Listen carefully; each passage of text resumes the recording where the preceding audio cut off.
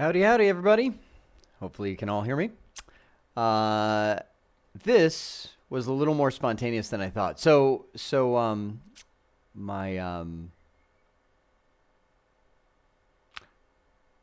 My wife actually told me, she's like, you got to stop with all the personal stories. So right there, boom, that voice just went in my head. So I'm going to stop with that story. I'm learning. So what I thought we could do for this this Grab Bag Friday is literally go to, if you subscribe to CBT Nuggets, you get access to a whole bank of practice test questions.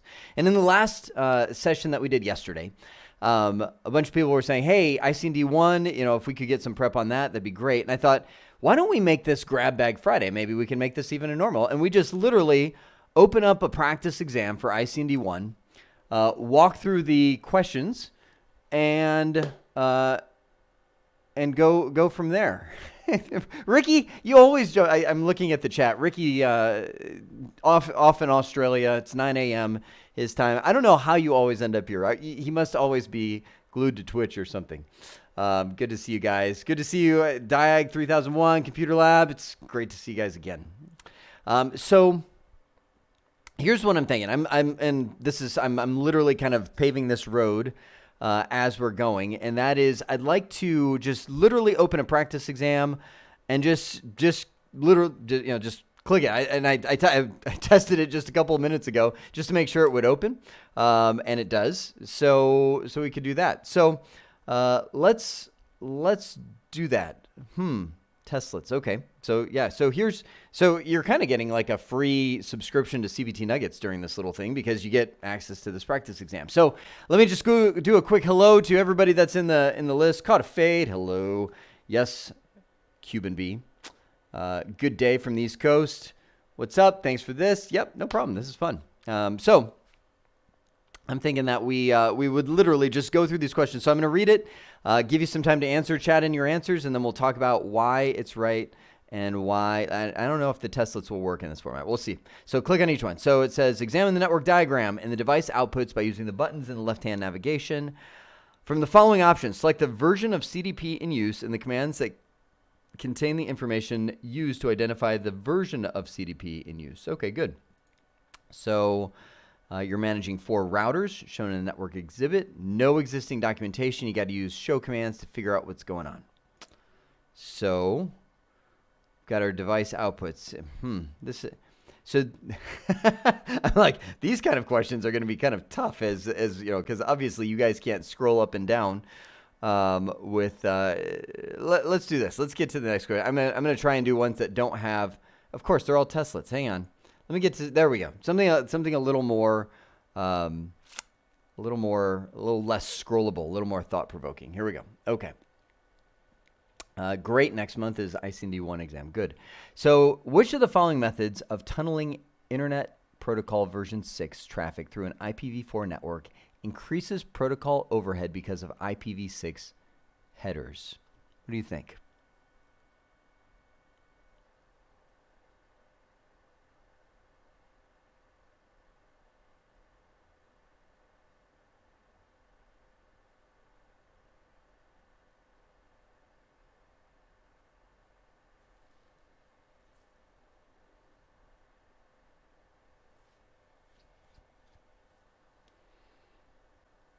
This is a doozy of a question to start us off.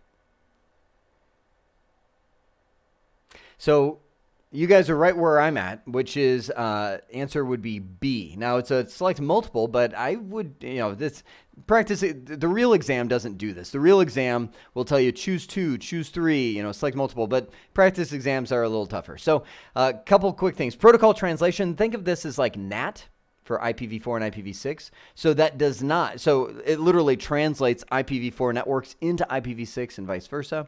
Does not increase protocol overhead because of IPv6 headers. This one, so it says, which of the following of tunneling IPv6 through an IPv4 network? So this is increases protocol overhead because of IPv6 headers. So This is the only one that is tunneling traffic through, and I got to read that question again. Which of the following methods of tunneling, okay, I'm grabbing that word, Internet Protocol version, IPv6 traffic through an IPv4 network increases because of IPv6 headers? This last little thing is, I'm like, what? Why are they throwing that in there? Truth be told, this increases it because of IPv4 headers. The IPv6 headers are there regardless. So that's the only thing that's making me twitch as I read that question. Dual stack backbones, that's where you're literally running both protocols at the same time. It's one of the easiest ways to migrate.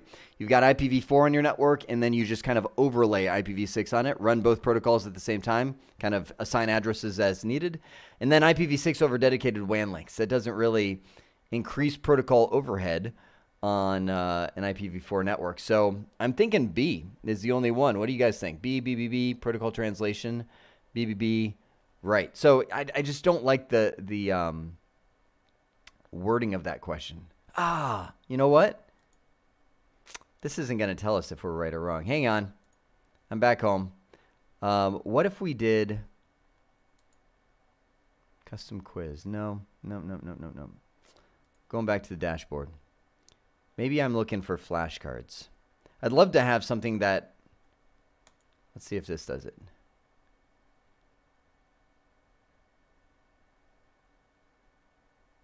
No, this is not what I'm looking for. I'm looking for, I know this is kind of pathetic. I've taught at CBT Nuggets for 17 years, and I've never used their practice exams. So give me a sec here. So I figured so maybe we can do, on the question, click check for review. Check for review. Brian. Let's see if that works. Hey, that's a fun one. Which cable can suffer? Okay, here's a question. Which cable can suffer attenuation if it is bent beyond the minimum bend radius? What do you think?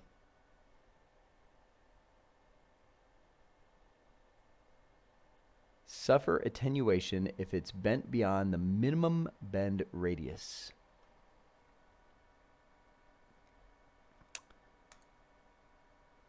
Fiber optic, if you bend that thing beyond the minimum bend radius, or beyond, essentially, this is a tricky question. I'm like, minimum bend radius, wait a second, maximum bend radius? So if you bend fiber optic too far, I do need a co-instructor, thank you. It's like the old days. So MK Bean, I don't know if any of you know him. That is actually Brian McCann. He's another instructor. Taught Microsoft, taught Cisco. He and I used to teach together back in the day. Good to see you here, buddy. So fiber optic will literally break, and there won't be any attenuation. It'll be fade. So it'll completely destroy the cable. Beyond the minimum bend radius. So I'm going to go suffer attenuation. Let's give this a try. I'm going to hit check for review. Does that give us the answer? No. My idea here might have blown up. There's got to be maybe a custom quiz. Answers to include. Previously correct. Yes. Okay, hang on. So let's do all questions. It's Grab Bag Friday. Sorry, guys. I should have.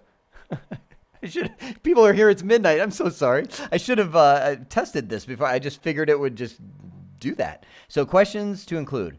All from the selected pool. That's fine. Let's do all. Anything. 55 questions. Show score as we go. That's what I'm after, I think. Everybody good with that? Show answer explanations. Let's do both. All right. Let's give it a try. I think we're on a better track here. So, which statement? Okay. Now we've got something that can tell us if we're right. Here we go. Which statement best describes a converged network? Read through those. What do you think?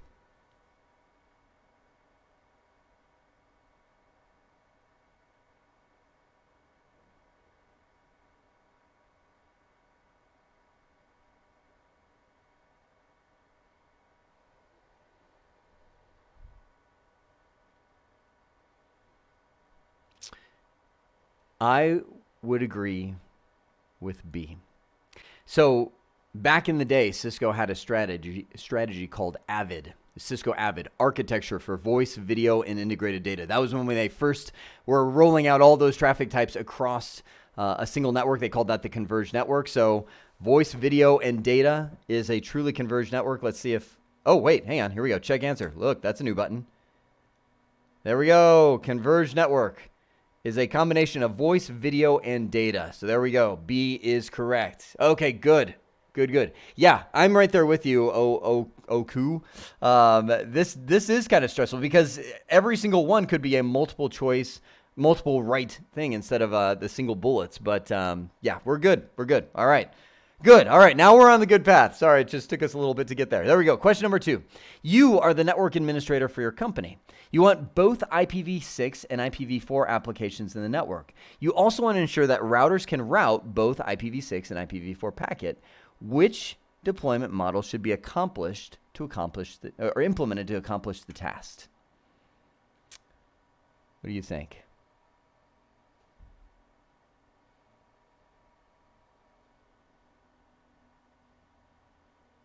So let's talk through these. IPv6 over IPv4 tunnels. That here, let me. I think. Oh, whoops. I am just all over the place trying to get my tools together. Give me a second. Jury says I've got a pen. So IPv6 over IPv4 tunnels is where you have, let's just say, 2 routers connecting 2 different sites. You got a server over here running IPv6 and let's just say a client over here or whatever network over here running IPv6. And you want to route those through an IPv4 network. Could be the internet for that matter. That's where you would use something like IPv6 over IPv4 tunnels because you're tunneling those through. That is not what we would have if we want to ensure routers can route both IPv6 and IPv4. That would be saying IPv6 and IPv4 are on the same network. That would actually be that one, dual stack, where you have a router, and just so you know what that looks like, you can have a router, and you can do it all in the same VLAN if you want to, where you have both IPv4 and IPv6 addresses assigned to the same interface. The cool thing about this is it makes migration really easy because you can have your IPv4 clients and you can do your IPv6 clients all in the same network, and they can talk right through that router. So that being said, it says, I'm going to read it one more time. You want to use both IPv6 and IPv4 applications in the network. You also want to ensure routers can route both IPv4 and IPv6 packets.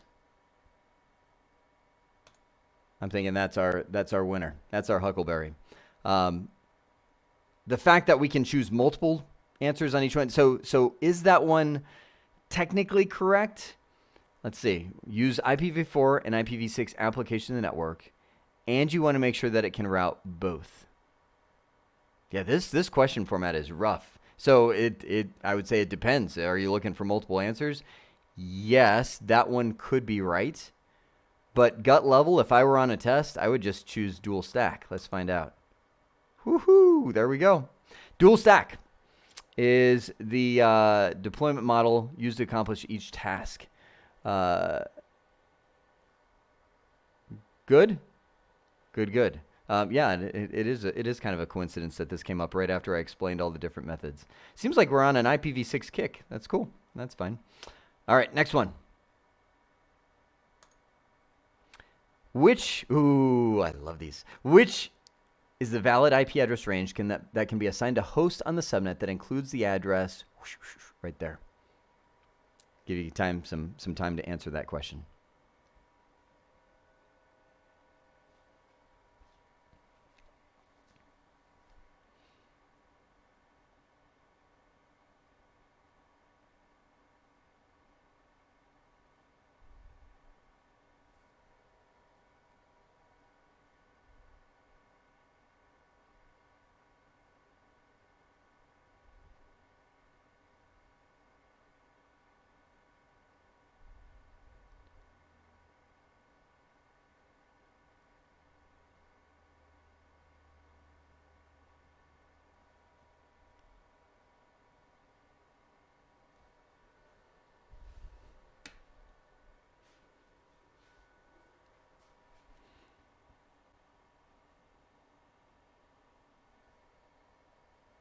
Man, you guys are fast. We got 4 answers in. Subnetting in my head. Come on, grab a piece of paper. Here, I'll start working through this. I know some of you are still going after it.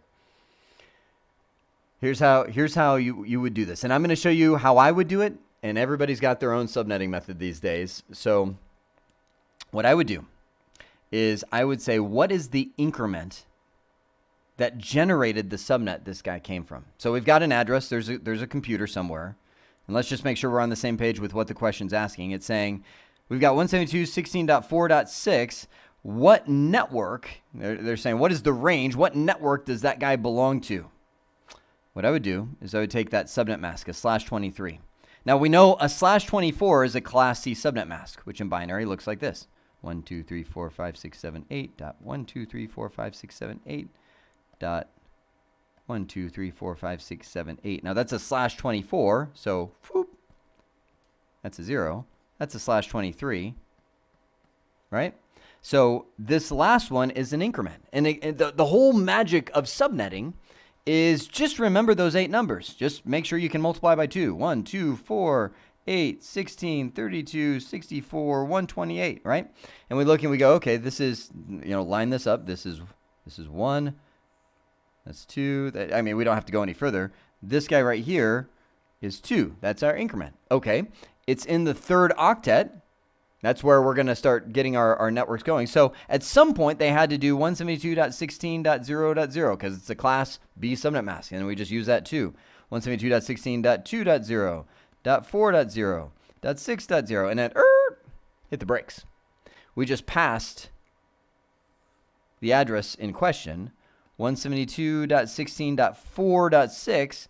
So we've got 4.0 through, and then we've got, these are the essentially start of every single one of the network ranges. So this goes through 172.16 dot, and then last IP address before we get to 172.16.6.0. And a lot of people go 5.0. No, it's actually 5.255. It's so easy to miss the whole block of addresses there. If you add, in our weird math world, if you add 1 to that, it goes, it's kind of like zeros out, carry the 1, and now you're at 6.0. So this is the full range, which if you look right here, it's saying which of the ranges can be assigned a host. We know that we can't use the first and the last IP address of that subnet. So A, 4.1 through 5.254 is the one that works. Good? Are we on board with that? So I'm going to check that guy. Chunk. Check answer. Chunk. And there we go. That's the valid range. I love subnetting questions like that. They take a little time, but it's fun. All right. Good. So let me stop right there for a minute. We can keep going. Any questions that you guys have on what we're doing? I'm going to scroll back and just look at the. I love the comment. This question format stresses me out a bit. I haven't seen these exams. It is brutal not to know if there's one answer or 4 answers or it leaves so much up to interpretation. So like to go over each answer and figure out why it would be right and why the others would be wrong. Yes, I think that's a great idea. This case, it's pretty straightforward since it's a arithmetic one. If 1 + 1 is 2, then all the rest are wrong. Good. Okay, so I'm not seeing any questions. Let's move to the next one. Question 4. Which of the following statements are not part of the guidelines for configuring VTP to ensure that VLAN information is distributed to all Cisco switches in the network? Choose all that apply. By the way, also not something they do on the exam. They'll always tell you on the real exam, choose 2, choose 3. So a little tougher in this case. Which of the following statements are not part of the guidelines for configuring VTP to ensure VLAN information is distributed to all Cisco switches in the network? So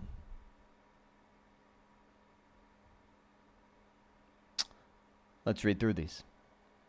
I know there's a lot of answers here. So let's talk through. I think I'm going to go with your idea, Brian. Let's talk through which ones are right and which ones are wrong and why they're wrong.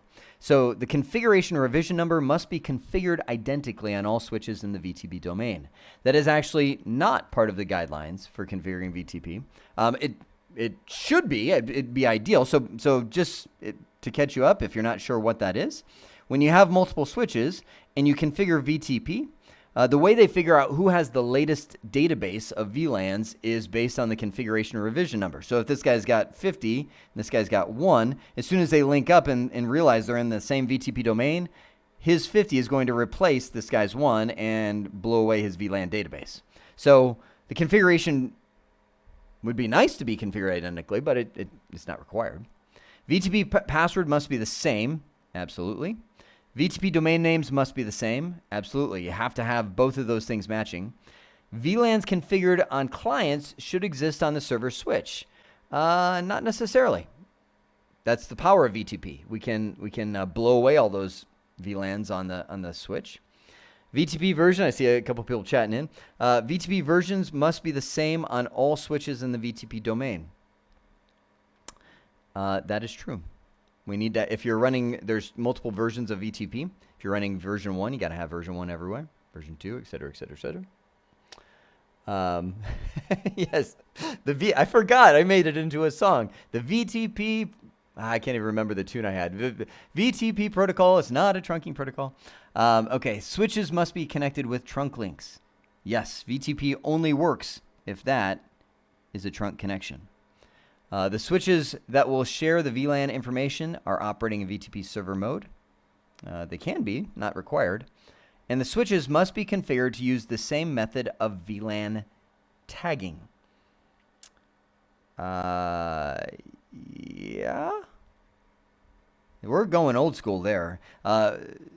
There's only one method nowadays of VLAN tagging, 802.1q. In the old days, you also had Cisco ISL, but I mean, I'm talking old days. That's not even on the exams anymore. But I guess you could, so this is one of those, it depends how old this question is. So let's check it out. So I'm going to go check. What do you guys think? Because you're old. Shut up. Is ISL still used? No, not at all anymore. It's great having Brian in here. Good. So let's give it a try. Check answer. What? All right. Hang on. Let's clear this off. Hey, hang on. Wait a sec. Yeah. See, that's what I had. Oh, wait. No, I can't. What just happened? Oh, gosh, darn it. Did we all fall into this? It's so dumb. So dumb. I did that on purpose. I can't believe I did that. I totally misread the question. Curse you, Kaplan, learn. Thank you. I am right there with you. Yes, it is exactly the opposite of what we were going with. So, yes, these are not the guidelines. So what's interesting is we missed this guy. The switch that will share the VLAN is operating in VTP server mode. The switch that will share yeah, I read that too fast as well. Yes, I was saying, I skim read it and was saying, yeah, they don't all have to be servers. But the one that is going to share the VLAN information needs to be a server. So, good. These are tricky. We probably should slow down on some of the questions. All right, here we go. So, next question. It's fun. Which Ethernet LAN contention or access method listens for a signal? I'm going slow now. Listens for a signal on the channel before transmitting data and stops transmitting if a collision is detected.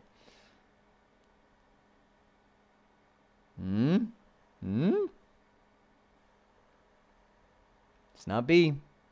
Not B. Just so you know, this guy is token ring. Collision avoidance means you've got a token. It's flying around the network. Only one person can send at a time, and you completely avoid all collisions. That doesn't exist. That doesn't exist. CSMA CD, collision detection, is which one it is. All right? Did we read that slow enough? Oh, There we go. CSMA CD is our answer. That's where it will listen. If it hears it clear, it will send it. So primarily an issue in hubs. Actually, good point. CA, and this is actually a worthy brief conversation. This is Wi-Fi. A lot of people don't know this, and actually, I had a conversation with my uncle some time ago, and he had his Wi-Fi totally unsecure, meaning anybody could use that. I was like, dude, don't do that. And he's like, I don't care if they take my internet and all that. I'm like, don't you realize when people attach that are further away, or more people attached, they're actually slowing you down, because Wi-Fi is like a hub. The more people that attach to that wireless access point, the less time you get. And I use that word purposely. In token ring, you've got that token that flies around the network. In wireless, it takes that frequency and divides it up into time slots and says, okay, however many clients are attached, you've got your specific time slot that you can send. So yeah, you don't want open Wi-Fi at your house unless you really don't care about your performance. Cool. Next up. What is the purpose of using the show ARP command? What do you guys think? Read those.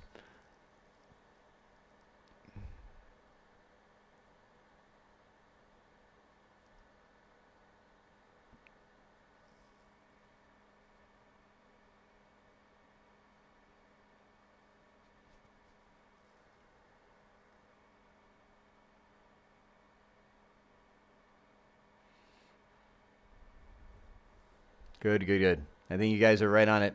It is. I'm not even going to use my marker. To view the Arp Cache. The only other one, as I was reading those, I thought this C is kind of tricky. So the Arp Cache is when you're sitting on, so using a show ARP, so you're sitting on either a switch or a router, and you're trying to figure out what IP to MAC address mappings it's got in its memory resident ARP table. So I use it a lot to figure out details regarding neighboring devices, but I think this word is what makes me go, yeah, it's not. ARP isn't like CDP.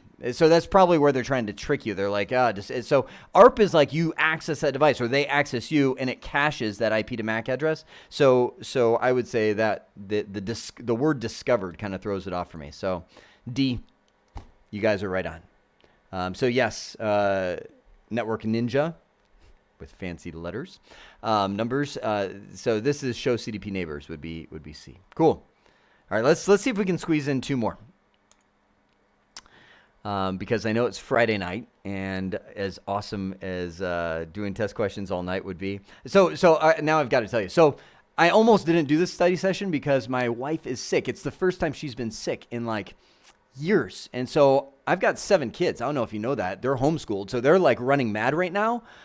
But she does such a good job with them that they're okay. 12 years old and under, and they're just like taking care of each other. So I'm kind of like, I hope World War III doesn't break loose out there because my wife is asleep. And so 2 more questions. Sound good? So which of the following commands sets the local router to serve as an authoritative time source?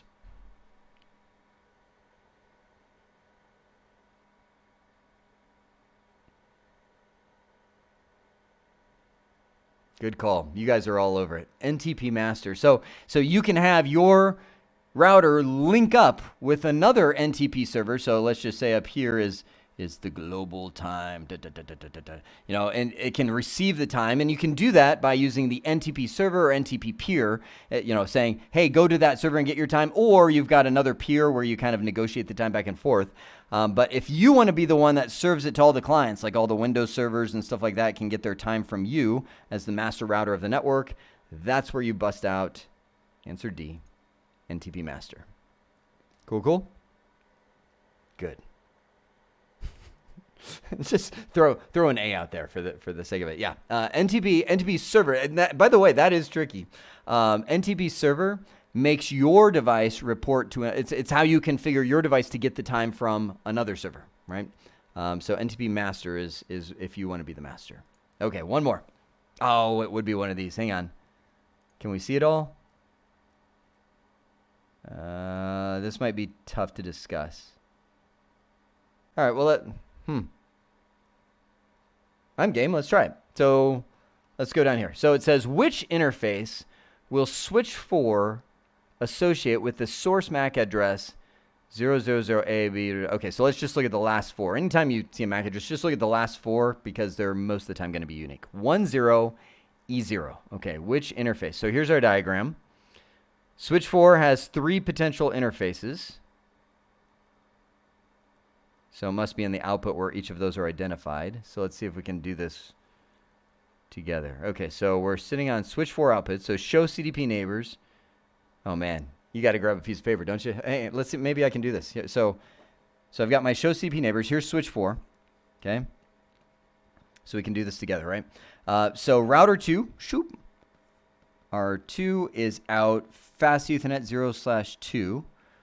Switch 1, I'm kind of redrawing that diagram, I think, from memory. Switch 1 is out fast Ethernet 0/16.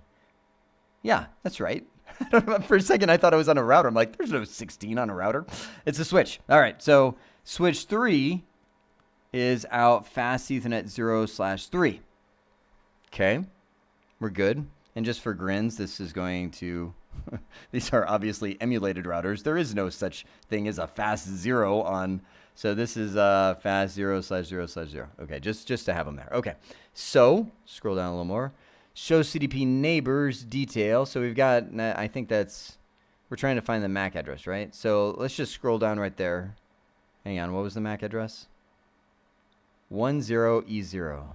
Which interface will switch 4 associate with the source MAC address 10E0? Okay. Show MAC address table 10E0. Fast Ethernet 0/2. This seems too easy. What am I thinking wrong here? Fast Ethernet 0. So that's the port. Let me read the question again. Which interface will switch 4 associate with the source MAC address? Blah, blah, blah. Am I crazy? Am I looking at this wrong, or is this as easy as I'm thinking it is? It already did, right? Or am I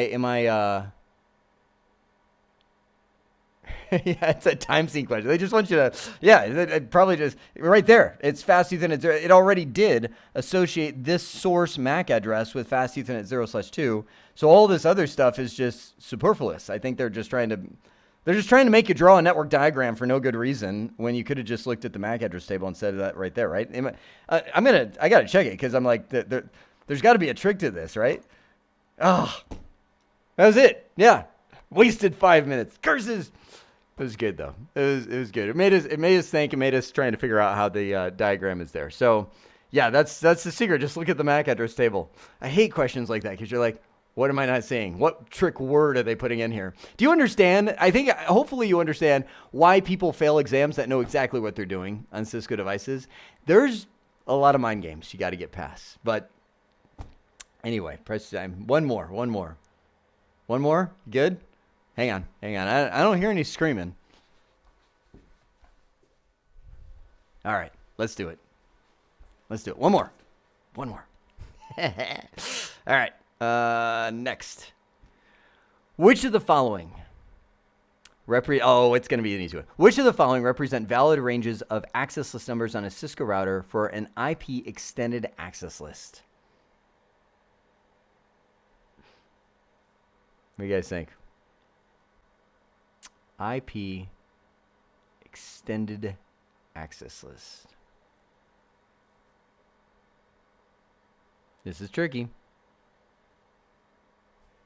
Matter of fact, I've got a router. Let's do it. I'm going to go open a command prompt. Shoop. Just make sure I can get there. Cool.